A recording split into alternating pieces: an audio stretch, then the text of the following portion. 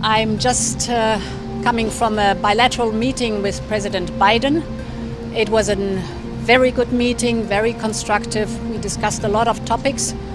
And indeed, we welcome the Inflation Reduction Act because it is a massive investment in the green transition, moving towards a net zero economy.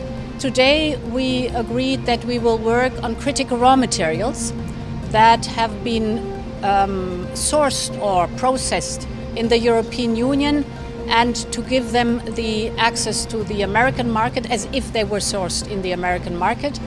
We agreed on a transparency dialogue concerning the incentives that are given to the clean tech industry. For us, it's important on both sides of the Atlantic to know what kind of incentives are being given to the clean tech industry, to make sure that we join forces to boost the clean tech industry that is crucial and paramount for reaching a circular economy, a net zero economy. Please join me in giving a warm Iowa welcome to Governor DeSantis.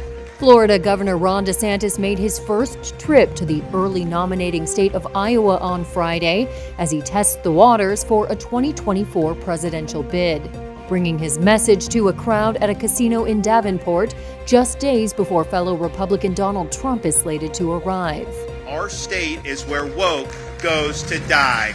DeSantis on Friday boasted about his policy record in Florida, including signing a law in November 2021 banning schools and businesses from requiring vaccination against COVID-19. We refused to let our state descend into some type of Faucian dystopia where people's livelihoods were destroyed and their freedoms were curtailed. No, we chose freedom over Fauciism, just like Iowa, and we were right and they were wrong.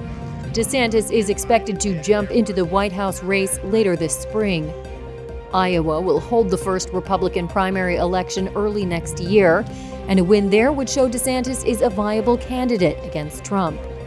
Trump will travel to Davenport on Monday to outline his education plan at a campaign event and will likely touch on many of the same issues DeSantis has focused on, like opposing diversity and equity programs in schools and the teaching of gender identity concepts to children. We say very clearly in the state of Florida, we will fight the woke in the legislature. We will fight the woke in education. We will fight the woke in the businesses. We will never, ever surrender to the woke mob.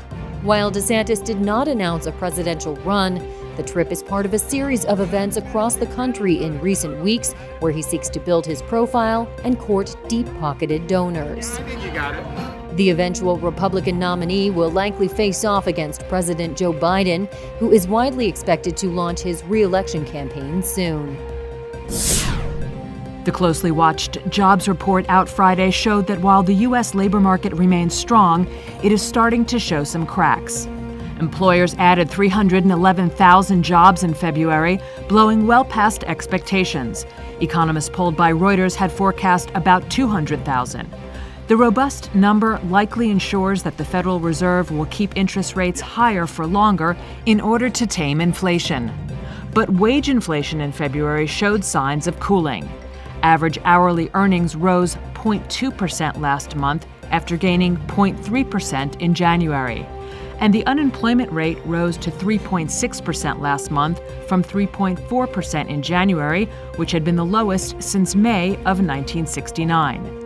That data prompted traders of futures tied to the Federal Reserve's policy rate to trim bets on Friday that the central bank will raise rates a half point at its meeting later this month, and instead raise them by a quarter point. Brian Colton, chief economist of Fitch Ratings, agrees with that view. I don't think they would want to go back to 50, but I do think that they won't want to stop and then have to restart. And so that makes us think that we're more likely to see 3 further hikes of 25 basis points each from here. Friday's report from the Labor Department also showed that January's surge in hiring was not a fluke. That data, which had shattered predictions, was revised lower, but not by much, showing that 504,000 jobs were added instead of the previously reported 517,000.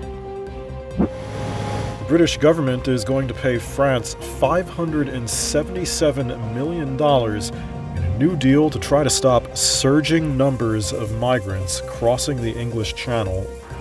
These are the famous White Cliffs of Dover in England and its docks. Over 45,000 migrants landed in the south of England in 2022, a 500% increase in the last 2 years. The new deal, to be paid over 3 years, will include funds to double the number of French border patrols on its beaches, better technology for them, a joint command center with the UK, and a new detention center in France. It will also attempt to tighten coordination with other countries along favored routes for people traffickers in Europe. This was British Prime Minister Rishi Sunak and French President Emmanuel Macron making the announcement in Paris. Now, is the situation still challenging? Of course it is, right? And that's because there is a global migration problem that we are seeing the impact of on our shores and across Europe, and as we saw recently, tragically people dying off the coast of Italy. Now, there are global forces at play, but we are working incredibly hard to try and break that cycle. My wish, definitely, because it makes sense with our history, our geography, our DNA, I would say, is to have the best possible relation and the closest alliance. But it will depend on our commitment, our willingness, but I'm sure we will do it. France is also expected to significantly increase its own funds for border patrols.